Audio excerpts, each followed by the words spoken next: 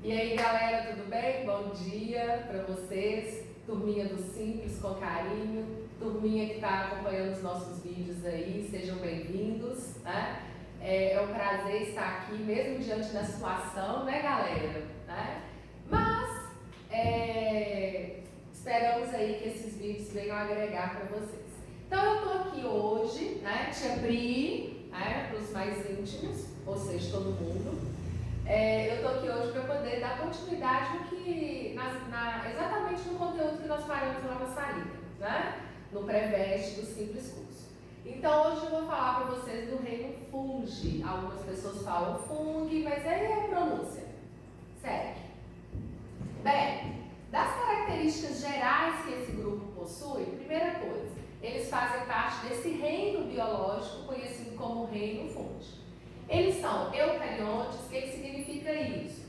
Todos os representantes desse grupo, sem exceção, apresentam aquela carioteca, né? Que hoje a gente nem usa muito esse termo, meio que caiu em desuso, tá meio que brega, né? É meio que chegar na balada e falar assim, e aí, broto, né? Não, hoje é crush. Então, eucariontes, eles têm membrana nuclear, material protegido por uma membrana nuclear.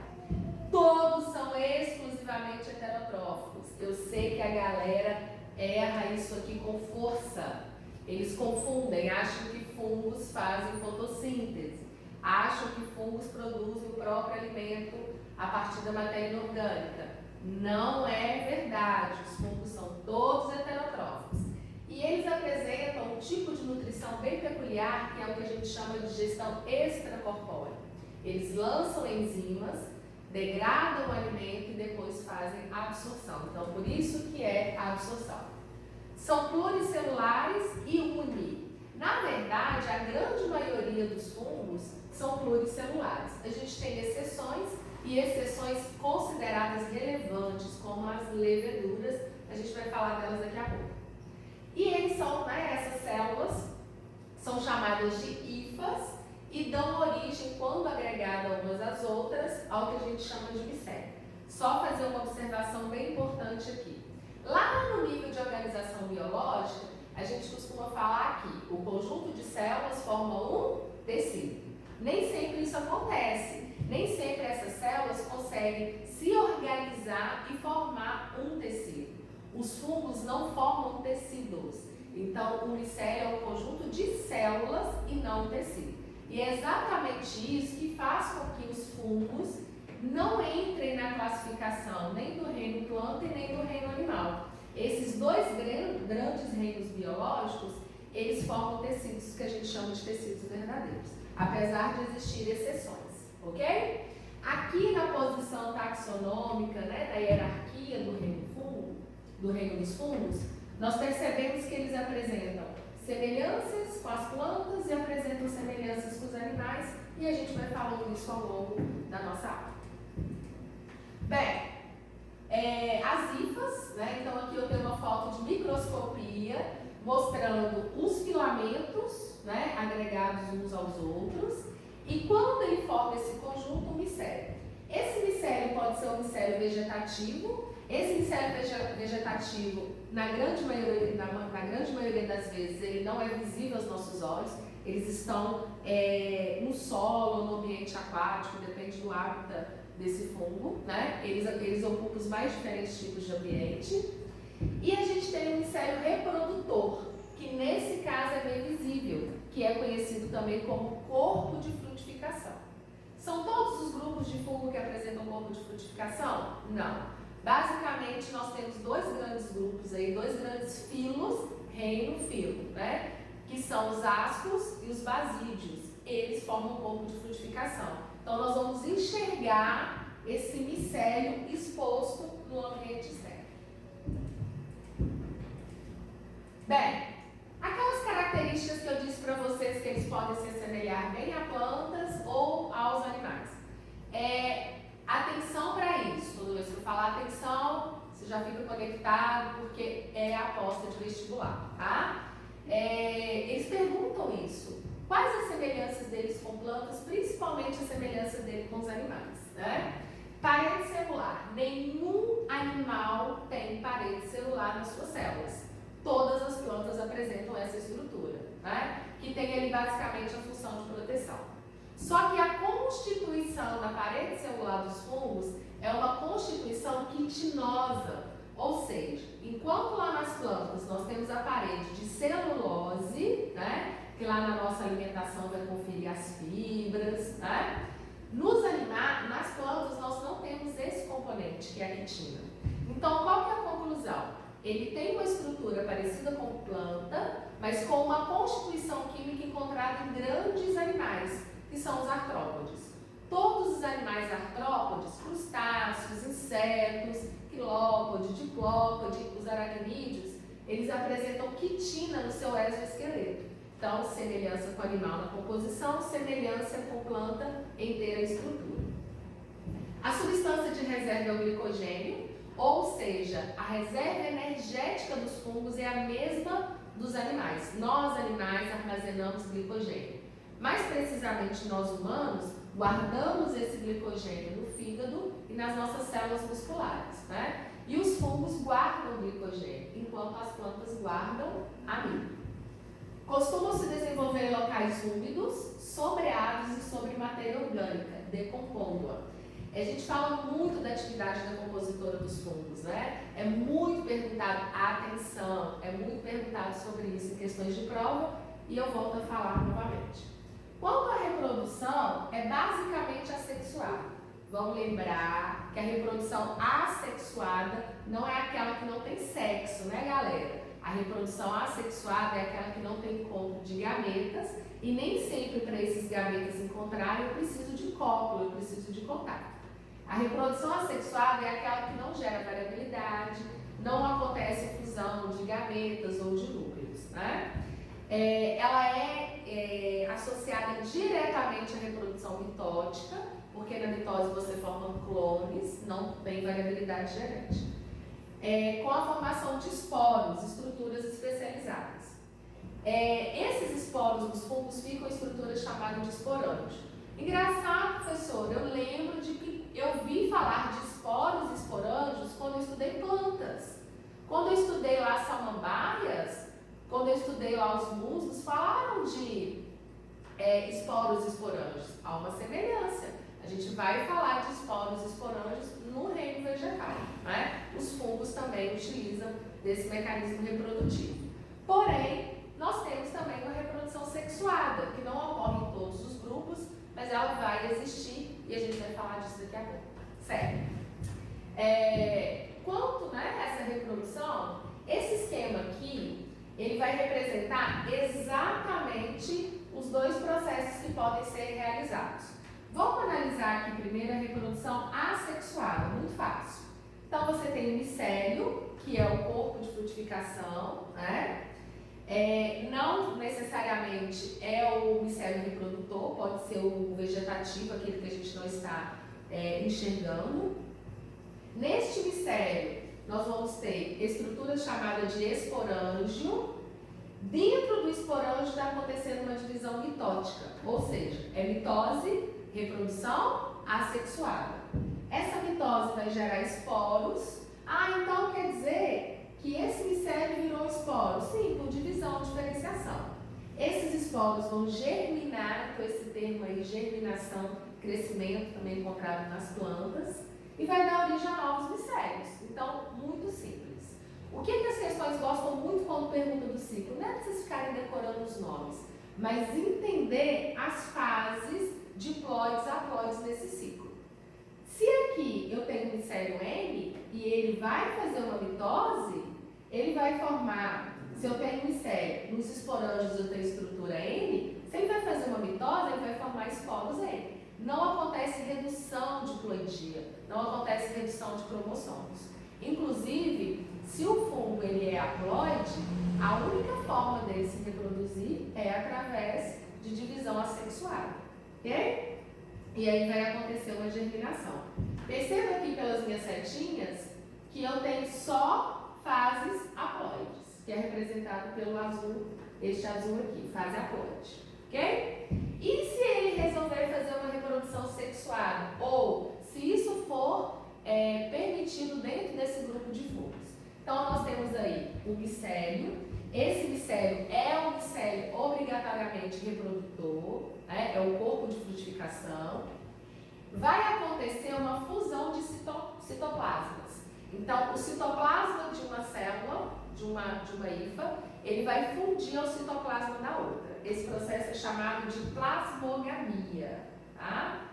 Depois que acontecer essa plasmogamia, ou seja, os citoplasmas estão fundidos, eu posso fazer com que o N presente lá no núcleo daquela célula fique próximo ao N presente no núcleo da outra célula. E aí nós temos aí o que a gente chama de estirpes positivas e estirpes negativas. Fazendo uma analogia, seria a hifa masculina e a hifa feminina, tá? Uma analogia, não existe masculino e feminino nos fungos, ok? E aí a gente vai ter a fase chamada de heterocariótica, ou também de dicariótica. Com cuidado para vocês não acharem que já é uma fase diploide. Ainda as células haploides não se fundiram, elas estão em contato, né? Estão ali se conhecendo. Então a gente tem a fase dicariótica N mais N. Aí vai acontecer a fusão dos núcleos.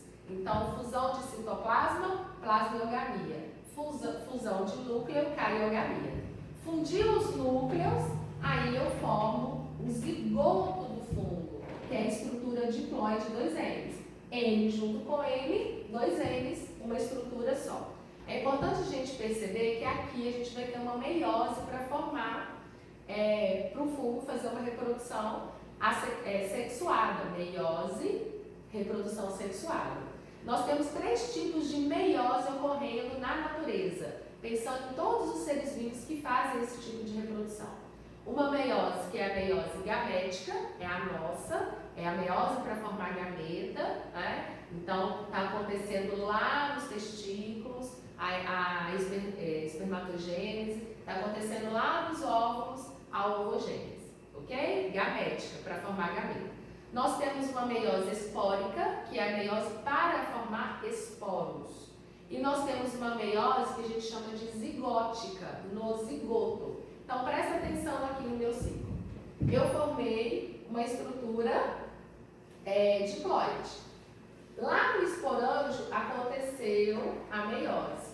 Dessa meiose a gente teve uma redução e foi formado os esporos, ok? Esse tipo de meiose espórica ela ocorre também nas plantas, ok? Passando. Aqui é o mesmo ciclo que eu acabei de dizer, mas esse desenho é um desenho mais comum, encontrado aí em questões de livros, e o aluno às vezes ele chega aquele esquema e fala assim, agora eu já não entendi nada nesse outro. Não tem nada de diferente, então acompanhe comigo aqui rapidamente. Nós temos aqui o fungo, ele expôs o corpo de frutificação, né? Micélio, aí este micélio vai fundir os citoplasmas, então fundir o citoplasma, olha lá que eu disse para vocês, estirpe positiva, estirpe negativa. Conjugou, e aí neste momento eles fundiram o quê? Os núcleos, tá? Fundiu o núcleo, nós temos aí o que a gente chama, né, de fecundação. E aí eu tenho, a partir de agora, um zigósporo, né, 2Ns. Então, se ele é 2Ns, ele pode sofrer uma divisão reducional. Qual é a divisão reducional? Meiose. Então, questão de prova pergunta para você, onde neste ciclo está ocorrendo a meiose? E ele está te contando a haploidia. Então, não tem como errar. Cuidado para você não dizer que a haploidia está acontecendo aqui. A redução está acontecendo aqui. Não, ela vai acontecer só depois que essa célula se tornar diploide 2Ns. Formou os esporos que vão germinar, que vão se espalhar, germinar e o ciclo reinicia. Ok? Bem, tudo que eu disse, né? Então esse slide aqui é só uma confirmação da minha fala. Só queria chamar a atenção para vocês para isso aqui, ó, feromônios.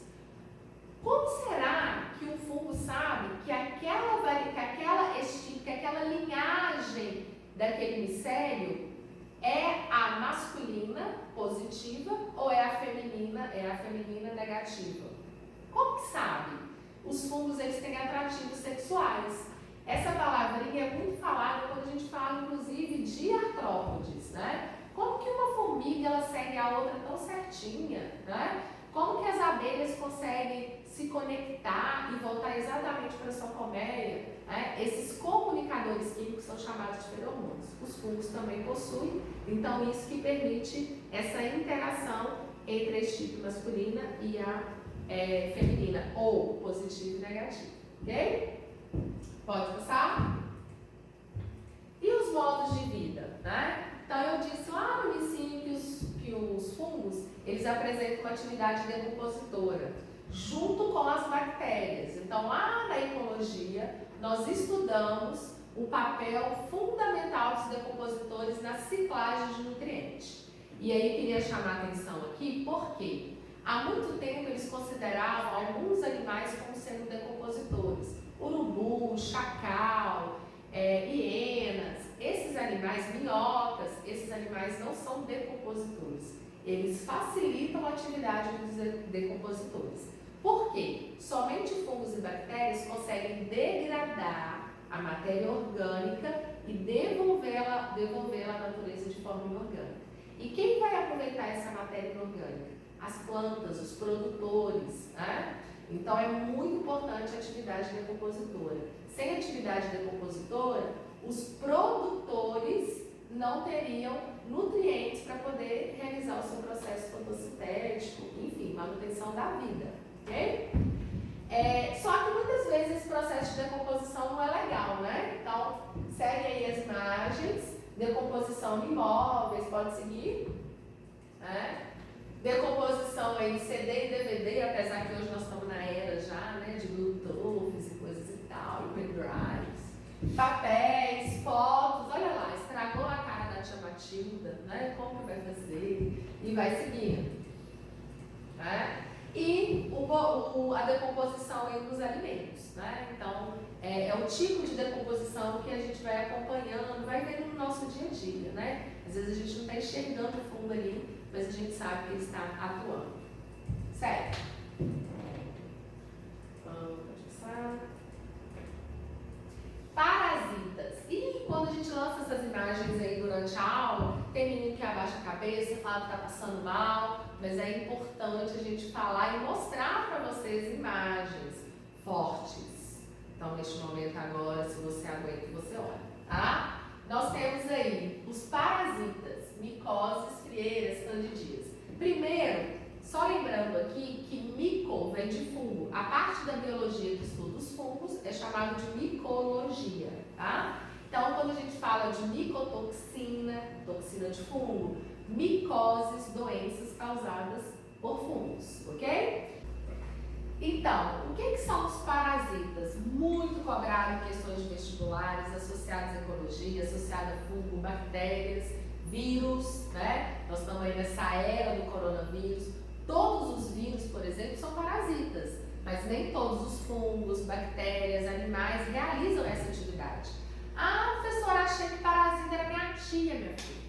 Que toda vez quer uma coisa, mas na hora que você vai pedir ela, também, tá vendo? Então você tem tia parasita também, colega, tem uns namoros aí, cuidado, fica atento, tá? O parasitismo, ele é muito específico, diferente do predador. Então ele tem que ter afinidades de temperatura, o hospedeiro se torna o hábitat dele. Por exemplo, nós estamos acompanhando aí que o coronavírus, eles estavam nas vias respiratórias, né? O Covid-19. O vírus do HIV está em células do sistema imunológico. Os parasitas, eles são extremamente específicos, tá? Então nós temos aí na pele as impinges, pode seguir. Tem infecção fúngica, né? Micoses no esôfago, na língua, palato, pênis, órgãos sexuais, né? O que eu gostaria de chamar a atenção aqui é que as infecções fúngicas, elas estão extremamente associadas a sistema imunológico comprometido. Nós temos aí um grupo muito representativo, muito importante importante perguntar em questões de prova, atenção, que são as cândidas, né? O gênero cândida. E aí a gente tem cândida albicans, cândida vaginalis, e hoje, fique atento, isso pode aparecer no seu vestibular, nós estamos diante aí de um super fungo resistente a medicamento, que é a Candida aulis. Ele não foi catalogado ainda no Brasil, mas ele tem uma distribuição bem considerável na Europa, principalmente em lugares associados a idosos, né? Então, no final, vou deixar um link de uma notícia sobre a Candida aulis e vocês têm que ler, ok? E aí, o que essa Candida é? É um vírus oportunista e parasita, né? Até vírus, não, desculpa, voltando, fungo, tá? Ele é um fungo, o corona faz isso com a cabeça da gente, tá? Os fungos, eles podem causar até meningite, desde que essa pessoa esteja extremamente comprometida, tá? Então é importante a gente ressaltar isso aqui. Ai, que desespero. Ah, professora, por isso que não pode ficar lá beijando demais o bebezinho para não dar sapinho no bebezinho? A criança acabou de nascer, anticorpos só do leite materno, a sua linha de defesa ainda está amadurecendo, você chega lá e dá beijar a criança, talvez aquele fungo que não se desenvolveu sintomaticamente em você, você pode passar os esporos para esse bebê, né? A mesma coisa da Candida vaginalis. É uma IST, professor? É uma infecção sexualmente transmissível? Sim, é considerada. Mas nós, mulheres, né, principalmente nós, mulheres, nós podemos desenvolver esse tipo de fungo mesmo sem nunca ter tido uma relação sexual. Por quê? A alteração do pH vaginal, né, o estresse faz isso, altera. O nosso pH vaginal é extremamente ácido, então o fungo ele não gosta de acidez. Se você muda o pH em escalas pequenas, você já torna um ambiente favorável, que é um ambiente úmido e quente. É mesmo? É. E aí você pode ter uma candidíase, ok? Pré-vestibulandos, meu filho, é recorrente. Então, evita o estresse para você não ter cândida. Seguindo. Fungos predadores. Então, como eu disse, diferente do parasita, o predador ele é mais generalista, né? Como que um fungo é predador? Geralmente esses fungos predadores são predadores de seres vivos menores, né? Como por exemplo alguns vermes nematóides, ok? Pode seguir.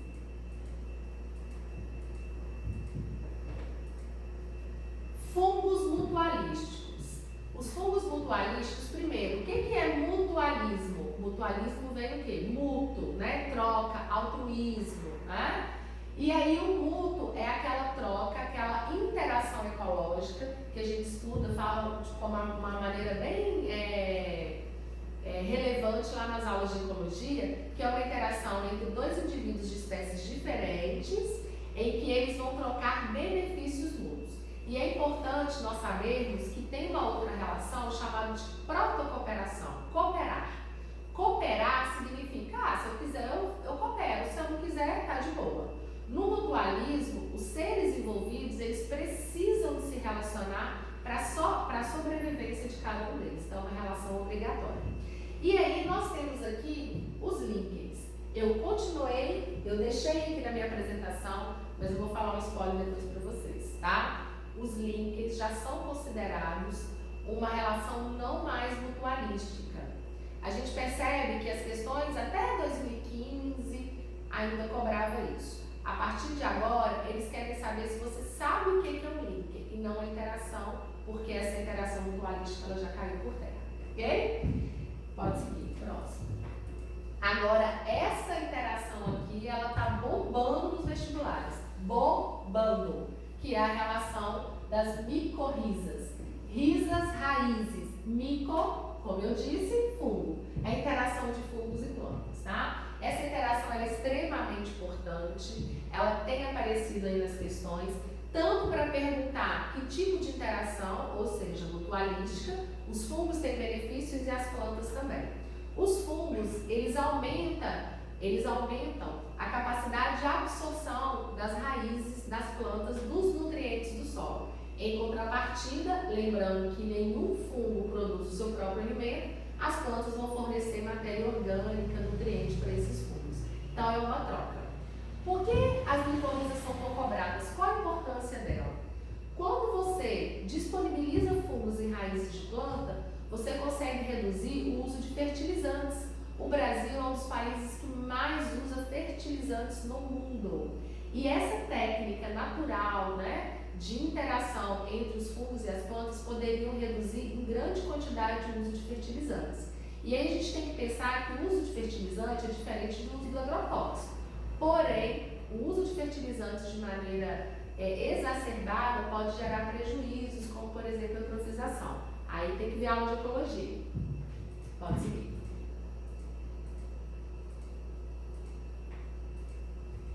Quanto à importância econômica, nós temos a indústria farmacêutica, né?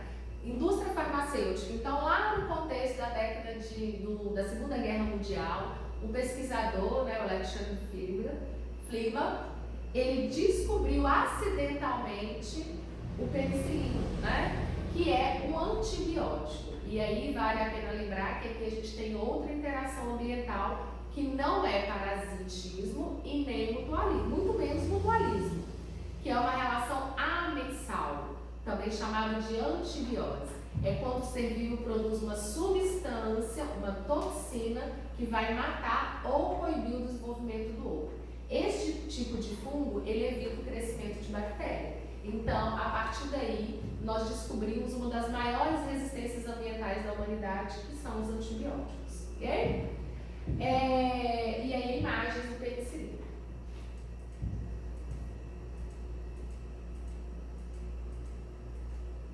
Nós temos também fungos alucinógenos, né? Os alunos costumam ficar curiosos nessa parte aí, né? Os fungos, né, eles apresentam propriedades, não todos, mas um grande número deles. Vale a pena reforçar aqui que o reino dos fungos, ele é um reino extremamente biodiverso, né? A quantidade de espécies catalogadas e que possivelmente ainda não foram descrevidas é imenso. Então, nós temos aí, como por exemplo, Clavicis purpúrea, né? O que o Clavicis purpúrea ele tem? Ele tem um alcaloide chamado de ergotina e é a base da produção de drogas sintéticas como o LSD, né? Que é a dietilamida de ácido lisérgico, né? LSD. Claro que a droga é produzida em laboratório, né? Acrescentado várias outras coisas lá para favorecer o produto. E aí a gente poderia ficar uma aula só falando de drogas. Quem já foi meu aluno, quem é meu aluno sabe como que eu tenho uma fala aí sobre os fatores negativos do sistema, né, humano desses tipos de ação. Mas o que esse princípio ativo ele faz? Ele causa alucinações, ele causa perturbações. O interessante a gente perceber é que os cientistas, os pesquisadores, sempre têm que trazer a ciência a favor da humanidade. Então tem um grande grupo de pesquisadores que estão usando o uso desses fungos para tratamento de depressão, para tratamento de doenças do sistema nervoso central.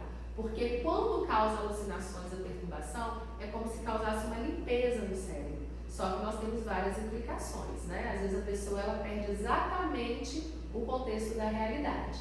E aí ela está lá no prédio, no 14º andar e resolve que é o Superman. Então, é um problema sério, não vai dar bom, tá?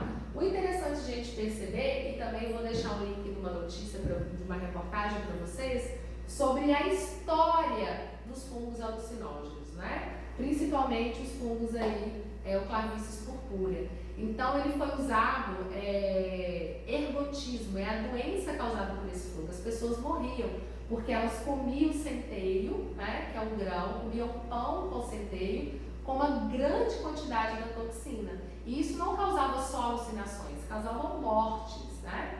E tem até um contexto histórico bem interessante que chama a Caminhada de Santo Antônio. Eles achavam que chegar na Basílica, o santo iria curá-los do ergotismo, né? E aí, porque o fogo, as pessoas ficavam... o sintoma do ergotismo gerava erupções na pele, né? Calores momentâneos. Só que durante a caminhada, qual que era o alimento principal? O pão. Então, todo mundo já chegava geral na caminhada com ergotismo. Inclusive, quem não estava, contraía porque era o alimento principal, conhecido aí como fogo de Santo Antônio. Acho que foi a partir daí que eles começaram a falar que o Santo Antônio é casamenteiro, sabe? Mas é o Santo Antônio de Portugal, tá, galera? Sigamos. Outros fungos alucinógenos, né? O cogumelo do esterco, psicolobis, que aí é muito usado nos chás, né? E nós temos também fungos muito bonitinhos, muito lindos, que eu nem sabia, professora, que era um fungo alucinógeno. No caso, o gênero Amanita muscaria, ele é um fungo muito bonitinho. O Mário come ele, cresce, né, Mário? Só que se você utilizar 50 gramas desse fungo com mais ou menos 70 quilos, ele vai te causar letalidade instantânea, né? Então é um fungo extremamente letal. E isso aqui, ó, pode ser chamado a atenção de vocês, a cor vermelho com pitinhas brancas. Eu sempre falo, coloração de advertência, seleção natural. Seres vivos com colorações muito chamativas, desconfia, né? Muita maquiagem, desconfia, ok? Pode seguir. Na alimentação, todo mundo aí já ouviu falar de champignon, né? Dos fungos que são comestíveis. Então é muito importante a gente conseguir entender essa diferença para não sair comendo fungo alucinógeno.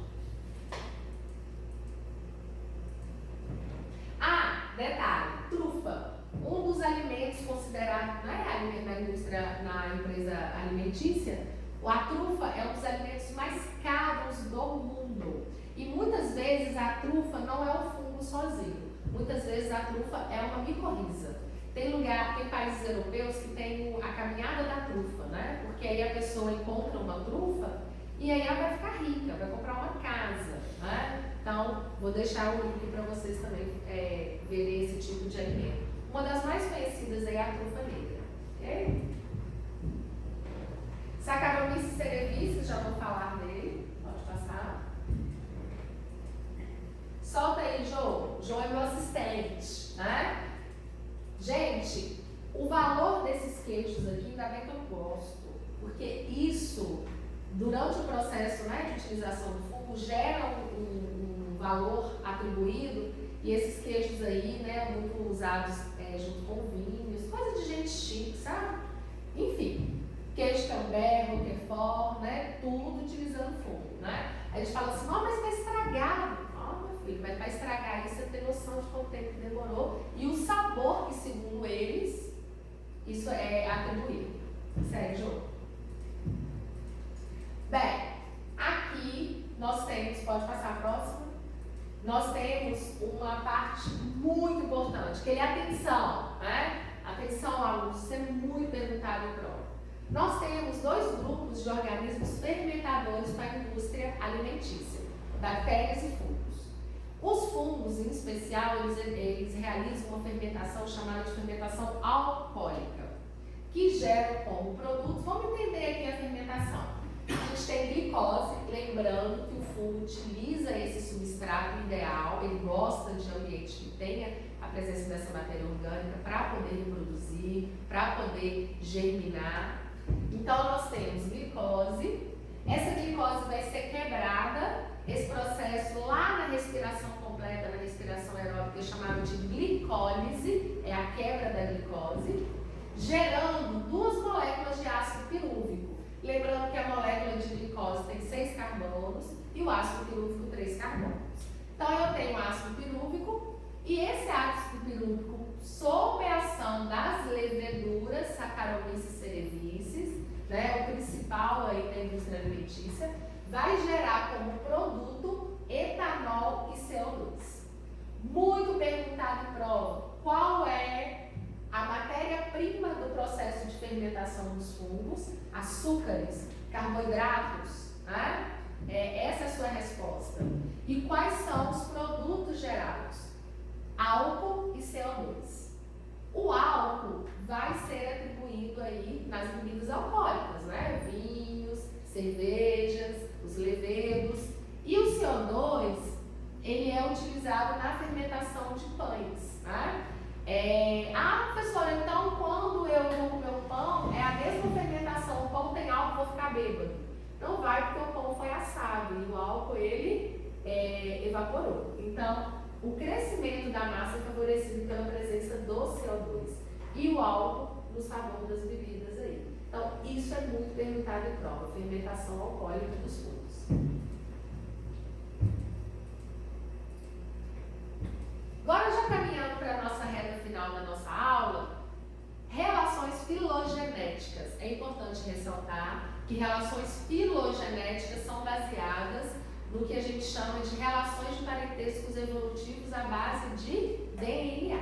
Tá? Nós podemos aqui fazer um cladograma, traçar por características, por morfologia, por semelhanças, por quantidade de células. O grupo unicelular dos fungos e o grupo pluricelulares. Aqui nós estamos baseando em estudos de bases nitrogenadas de análise de DNA. Então, por isso, relação filogenética, ok? Então, olha só. Todos os fungos têm parede celular com quitina. Todos. Todos os fungos têm uma digestão extracorpórea, heterotrófica por absorção. Todos eles têm hifas e todos eles fazem reprodução por esporos. Então, nós temos, pode clicar, pode fechar o cladograma aí. Nós temos aí 4 grupos, 4 filos de fungos. Essa taxonomia, essa divisão, ela é uma divisão atual. Daqui a pouco eu chamo a atenção para vocês quanto aos fungos imperfeitos que eram citados antigamente. Então, nós temos o quitridiomicetos, zigomicetos, ascomicetos, basidiomicetos, também chamados de basidiomicota, né? Ascomicota, zigomicota, triquidiomicota, ok? Então, o que nós temos aqui? Uma grande divisão aqui, ó, perda do flagelo, ou seja, olha o desenho aqui, os quitridiomicotas são fungos flagelados. Isso aqui tem uma relação direta com a ancestralidade, tá? Esses fungos, até pelo fato deles terem flagelo, eles são atribuídos aí a ambientes aquáticos e esses zigósporos, né, esses flagelos, são usados aí na transmissão, no deslocamento do fungo para sua dispersão. A partir dos zigomicotas, a gente tem essa perda de flagelo.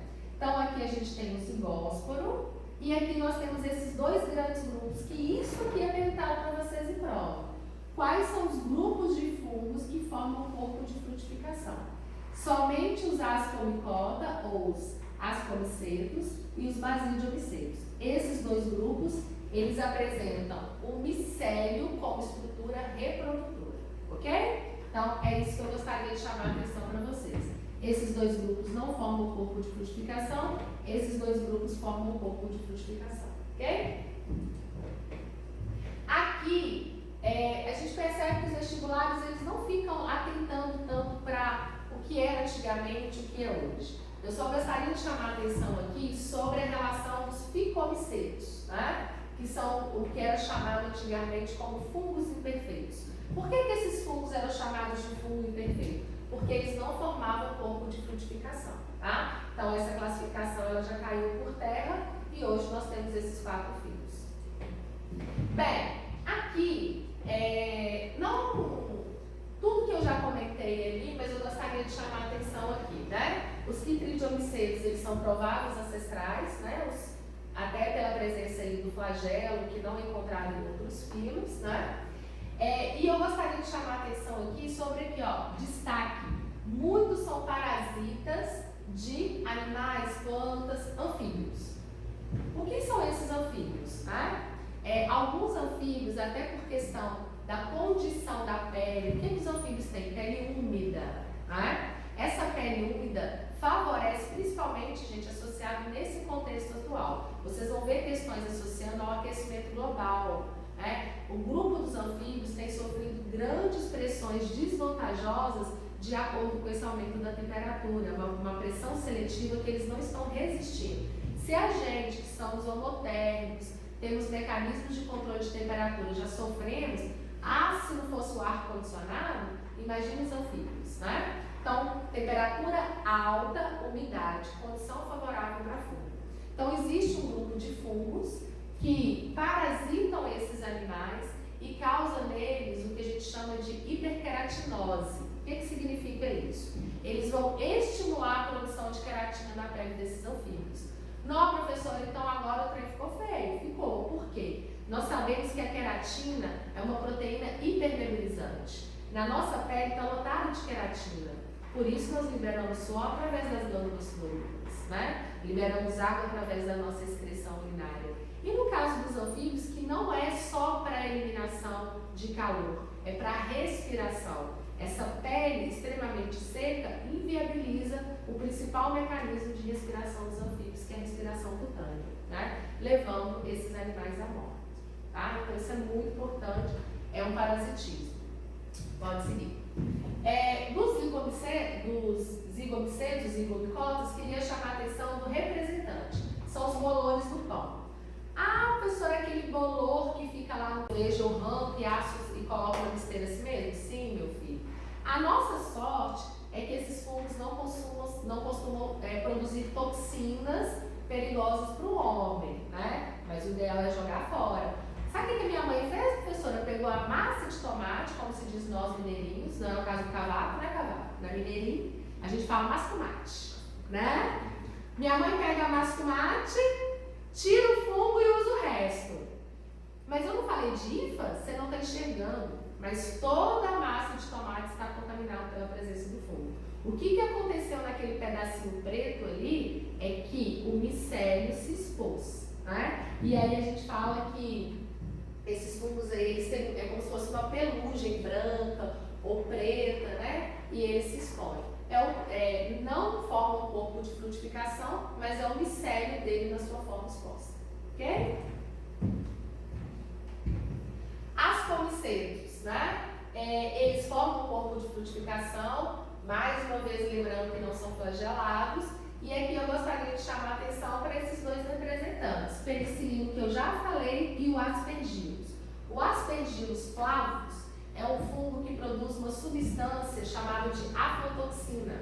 Essa substância ela tem uma capacidade hepatológica, né? Ou seja, hepatotóxica muito considerável. E inclusive associada à presença de cânceres hepáticos, câncer de fígado. Professora, onde que tem essa toxina? Nesse caso, não é o parasitismo. Nesse caso, é uma micotoxicose, né? Ou seja, você está contaminado pela toxina do fungo. Seria um amensalismo, no caso. Esse fungo ele é muito comum no cultivo de amendoim. Então, se vocês já ouviram falar, né? Professora, paçoca, lá na salinha, aqui na salinha é bomba, né? Jô, paçoca, né? Aqui na salinha rola paçoca pra galera, biscoitos e cafezinhos, né? Tudo simples, aqui é tudo de bom. Pessoal, e a paçoca, meu Deus, pode estar contaminado com aflatoxina? Tudo que é derivado do amendoim. O que nós sabemos que é durante a produção do amendoim, inclusive a Anvisa permite que níveis pequenos de aflatoxina sejam liberados no lote. Quando esses níveis ultrapassam o que é considerado perigoso para o homem, aí toda aquela safra é barrada, ok? Então, quando vocês ouvirem falar assim, o amendoim causa câncer, não é o amendoim, em si a toxina fúngica presente na cultura, ok? Mas aqui é selo de qualidade, então nós podemos comer. Sigamos. E os basídiomicetos ou basídiomicotas, né? Os basídios, eles são representantes principais dos cogumelos. Então, como eu disse, questões de prova não ficam atentando para o nome dos grupos, mas esse aqui eu gostaria de chamar a atenção com mais ênfase do que os outros, no sentido de, falou de cogumelo, ele vai perguntar o grupo, é o basídiomiceto. Quando você vê o cogumelo na rua, você está vendo o basídiomiceto. Todos os cogumelos são basídeos. Tá? Eu não disse que eu ia voltar aqui nos líquens, né, esse spoiler aí, então olha só. Todos os líquens são associações simbióticas de mutualismo. Não são. Tá? Hoje, nós sabemos que, na verdade, o fungo de tão inteligente, de tão esperto, de tão perspicaz, ele não cede tantos nutrientes para as algas. O que ele consegue fazer é não matar aquele organismo que ele está, na verdade, parasitando. É uma espécie de refém, né? Então, a pessoa vai lá, sequestra o filho do presidente. Se ele matar o filho do presidente, ele tem recompensa, né? Então eles vão dar nomes, estão dando nomes de esclavagismo. Escravagismo significa refém. Não mata, não é predador, não parasita, mas também não fica cedendo nada. Então não é altruísta, não é o mutualismo. Então o que a gente tem percebido nessa mudança de conceito? Que a prova de vestibular, as questões vestibulares, não estão perguntando se é ou não mutualismo, mas eles querem saber se você sabe o que é o linking, né? Então, o linking é uma interação entre fungos, né? Na grande maioria das vezes, ascomiceiros, mas pode ser basídeo, ou seja, fungos que formam um pouco de frutificação, por isso que a gente enxerga os líquens, né? Essa parte dos fungos é chamada de parte micobionte, e nós temos também a parte das algas, das cianobactérias, que são as partes que não predominam. Quando você tem o líquen, você tem um predomínio de fungos e você tem uma constituição menor de algas, que é a parte fotobionte, que é a parte que realiza a fotossíntese. Ok? Então isso é muito importante. Vale a pena lembrar que os fungos são excelentes bioindicadores de qualidade do ar, né? Eles são sensíveis à poluição atmosférica. Então, quando você vê líquens escuros, pretinhos, presentes em árvores, desconfia, né? Você está diante de um ambiente poluído. É melhor você confiar no líquen do que você confiar naqueles painéis, né? Qualidade do ar maravilhosa, tá? Cuidado! Se você vê um líquen branquinho, claro, em Campos do Jordão, que é na cidade de São Paulo, a gente tem presença de fungos, de líquens vermelhos, ou seja, qualidade do ar extremamente pura. Hoje, mais em áreas internas da cidade, né, que não tem acesso tanto a automóveis assim.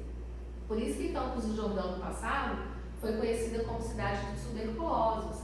Como o ar era tão puro, as pessoas com tuberculose iam para lá para poder tratar essa doença bacteriana, tá? Então, líquens, ótimos bioindicadores de qualidade do ar.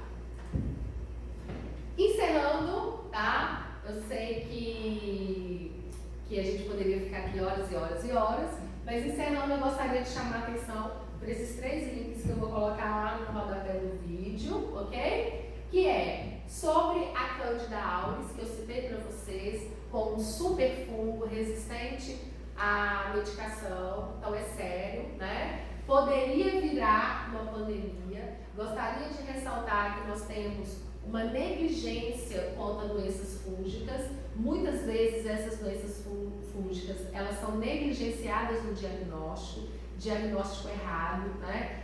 Muitos pacientes sendo diagnosticados como tuberculose, é uma bactéria e dá antibiótico. Antibiótico é medicamento que mata bactéria, não mata fungos, não mata um vírus. Então o diagnóstico correto ele tem que ser feito, tá?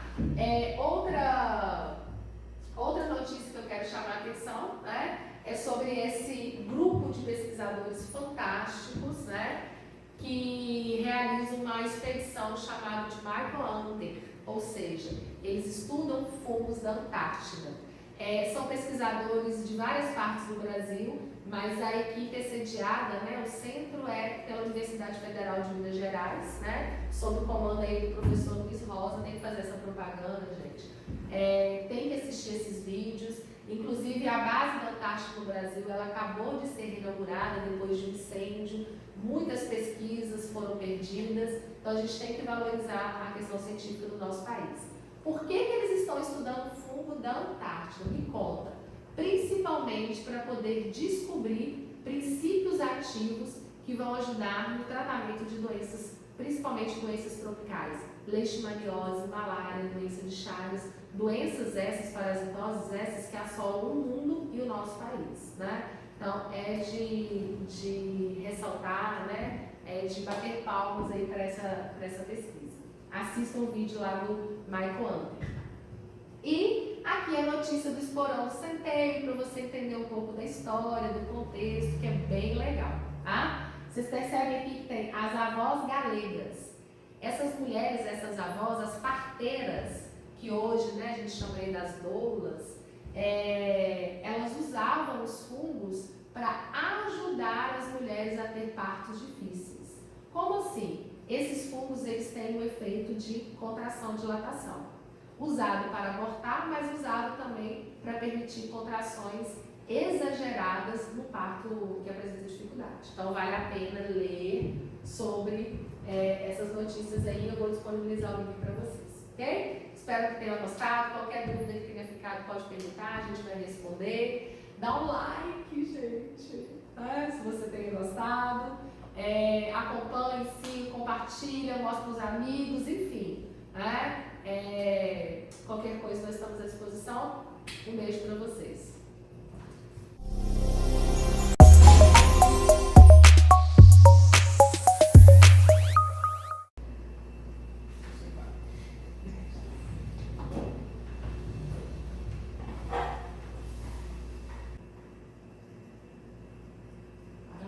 Falou assim, todos os fungos parasitas, teve uma avisa, não?